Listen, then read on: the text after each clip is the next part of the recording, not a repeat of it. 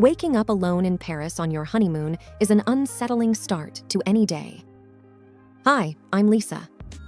Our Parisian getaway, meant to be woven with dreams and shared memories, took a dark detour into a web of secrets when I found an odd message instead of my husband beside me one morning.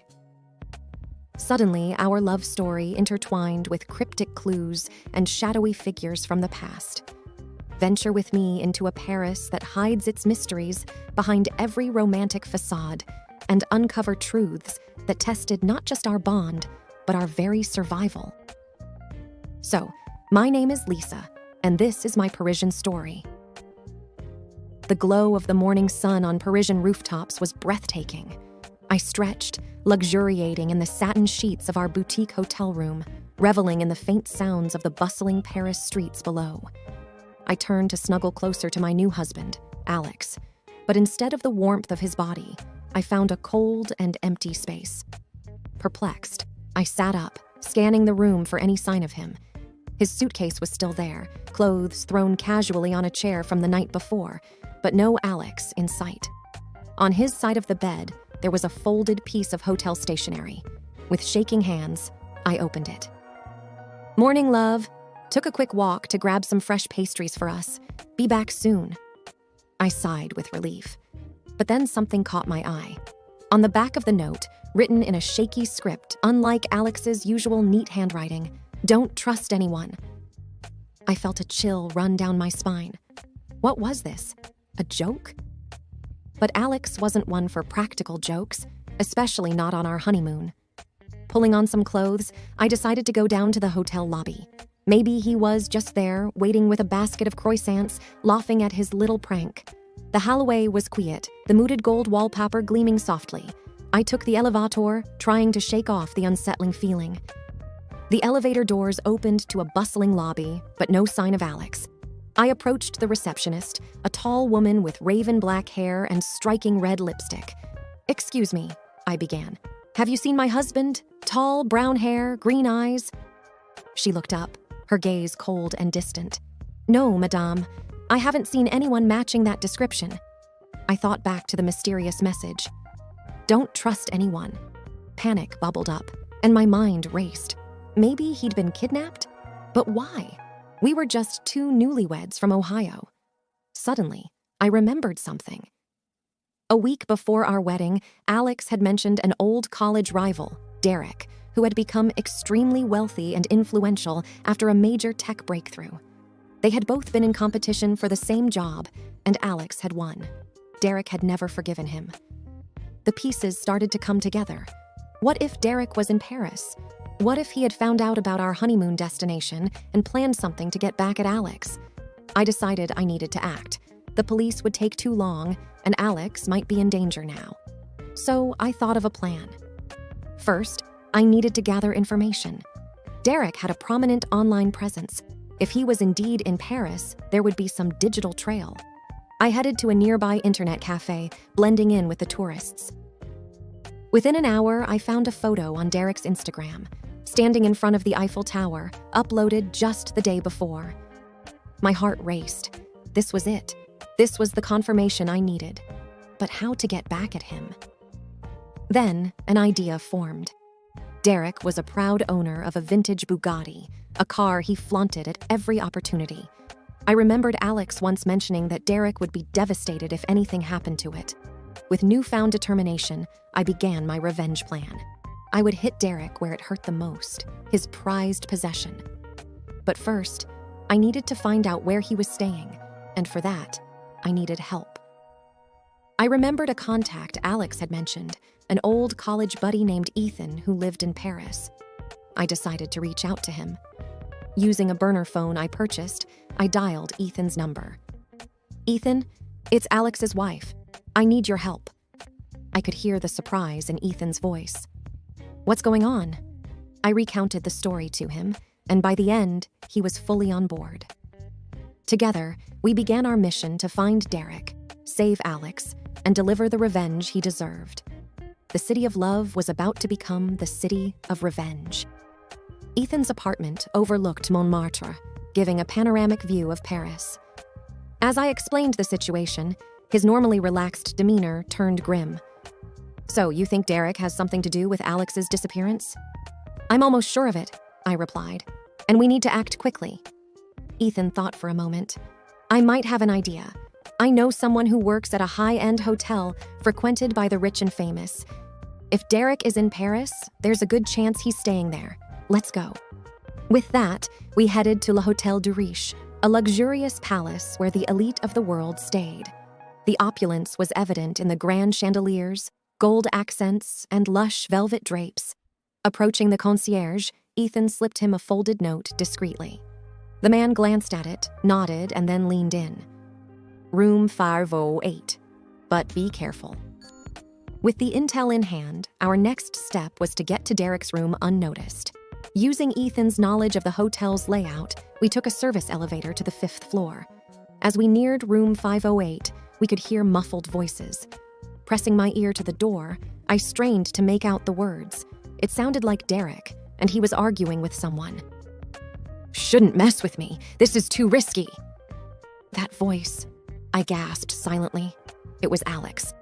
Taking a deep breath, I looked at Ethan. "We need a plan," I whispered. Ethan nodded. "First, let's find out where he's parked his Bugatti. We can use that as leverage." A few discreet questions to hotel staff and a generous tip later, we found out the Bugatti was parked in an underground hotel garage. But we needed to make sure Derek knew we had access to it. Pulling out my burner phone, I sent a text to Derek's known number. "How much do you think your precious Bugatti is worth?" Almost instantly, a reply buzzed in. "Who is this?" With a smirk, I sent a photo of the car keys, which Ethan had skillfully swiped from the valet. "Want these back? Release Alex." The message was bold, perhaps too bold, but it was a move I was willing to make. My husband's safety was on the line. Minutes felt like hours as we waited for a reply. Finally, it came. "Meet me at Pont des Arts at midnight. Come alone." I looked at Ethan, determination burning in my eyes. "I have to go. This is the only way." Ethan tried to dissuade me. "It's too dangerous. He's clearly unhinged." But I was resolute. "I can't risk Alex's life. We'll play Derek's game, but on our terms." As evening turned to night, the plan was set. Ethan would watch from a distance, ready to intervene if necessary, while I would face Derek head-on. The Pont des Arts, known as the Lovelock Bridge, was an ironic choice, but it would soon be a symbol of our triumph over betrayal. The Pont des Arts was bathed in a soft orange glow from the surrounding streetlights, creating an eerie yet romantic setting. The Seine flowed below, its waters glimmering in the night. I stood at the center of the bridge, my breath visible in the chilly night air. The usually crowded spot was deserted, save for a few distant lovers sharing whispered secrets. Suddenly, I heard footsteps approaching. Turning, I saw Derek's silhouette emerging from the shadows, with Alex, my husband, tied and gagged, stumbling along beside him. "Derek!" I shouted, my heart pounding. "Let him go!" Derek just smirked. "Give me the keys first." I gripped the Bugatti keys tightly, considering my options. But the desperation in Alex's eyes made the decision for me. I held out the keys. "Release him, and they're yours." Derek paused for a moment, a sinister smile playing on his lips. "You always were so predictable, Lisa." As he reached out for the keys, a soft whistle broke the tension. Suddenly, from the shadows, Ethan lunged at Derek, trying to take him by surprise. But Derek was quicker than we anticipated. A scuffle ensued, both men wrestling each other, dangerously close to the edge of the bridge. "Lisa, run!" Ethan shouted, grappling with Derek. I hesitated for a moment, then made a break for it, pulling Alex along with me. But Derek, in a fit of rage, managed to push Ethan off him and lunged at us. In that heart-stopping moment, a brilliant idea flashed in my mind. I remembered the Lovelocks couples attached to the bridge. Scrambling, I quickly locked a heavy chain around Derek's wrist, then snapped the other end onto the bridge's railing, effectively tethering him. He tried to free himself, but it was too late. Ethan, recovering quickly, pinned him down. Derek's arrogant sneer was now replaced with a look of pure rage and disbelief. "What do you want, Lisa?" he growled, struggling against his restraints. Justice, I replied coldly. You thought you could play with our lives? Think again. Ethan called the police, and within minutes we heard sirens approaching. Derek was arrested, and Alex, once he was freed and safe, wrapped his arms around me, pulling me close. Thank you, he whispered, his voice choked with emotion. I was so scared. We're a team, I whispered back, tears glistening in my eyes. Always. Derek's luxurious Bugatti?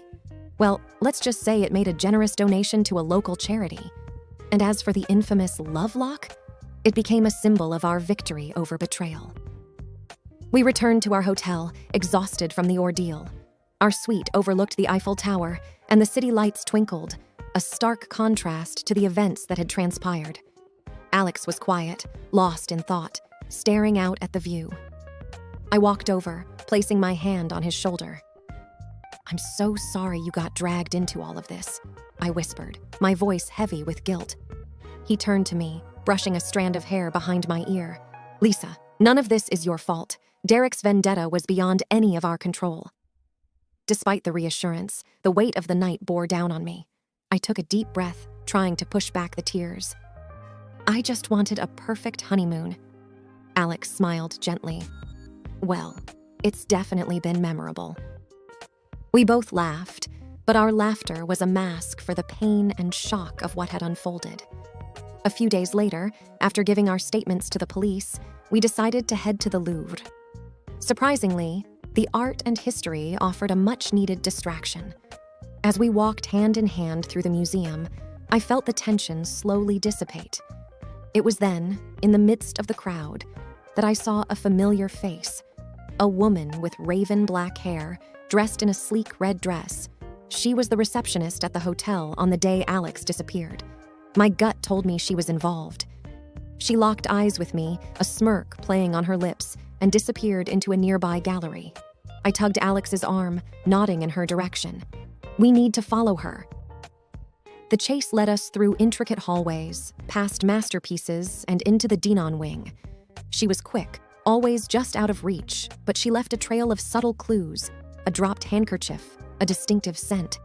Suddenly, she turned a corner, and we lost sight of her. We entered a dimly lit room, and the door slammed behind us. Panic surged as we realized we were trapped. The room was filled with mirrors, each reflecting our alarmed expressions.